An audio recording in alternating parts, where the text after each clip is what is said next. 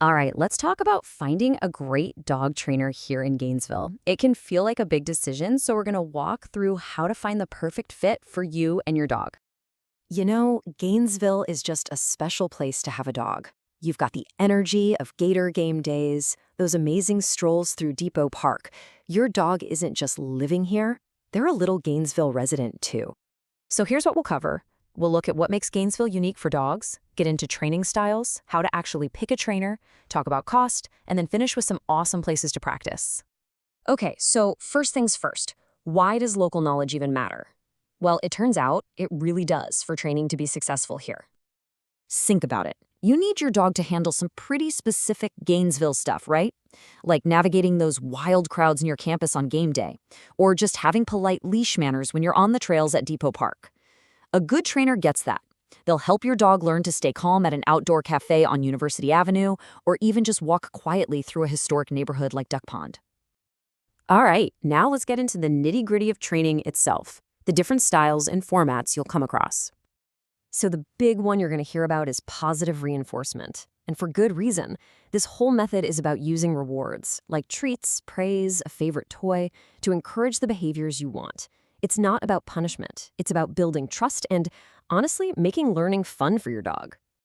Okay, so you've got to decide, in-home training or group classes. There's no single right answer.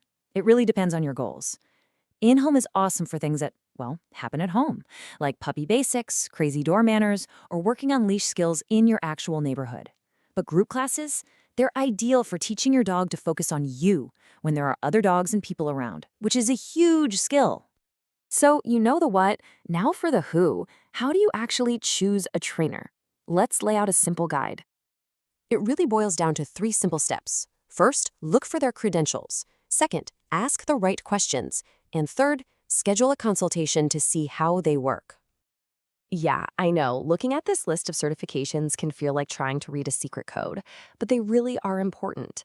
Something like a KPA-CTP or a CPD-TKA tells you that this person has gone through a rigorous program and passed exams.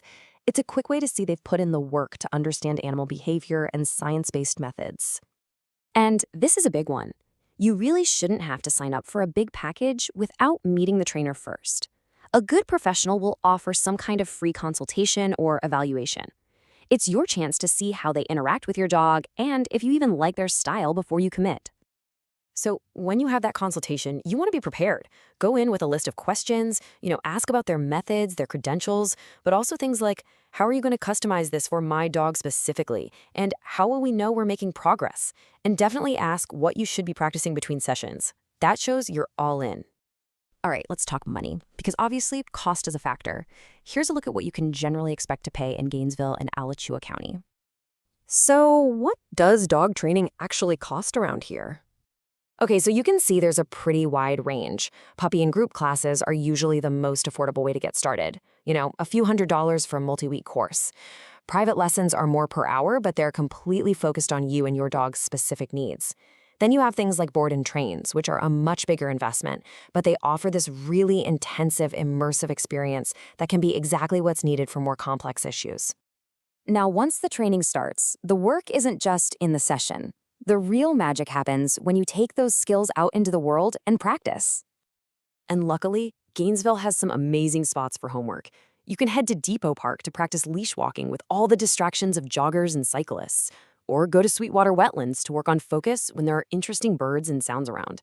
And for off-leash skills like recall, a safe, fenced spot like Albert Ray Massey Westside Dog Park or Jonesville Dog Park is perfect. All of this effort, it's what makes everything else better.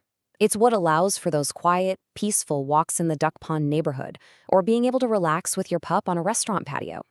It's about building a great life together in this town. Happy training.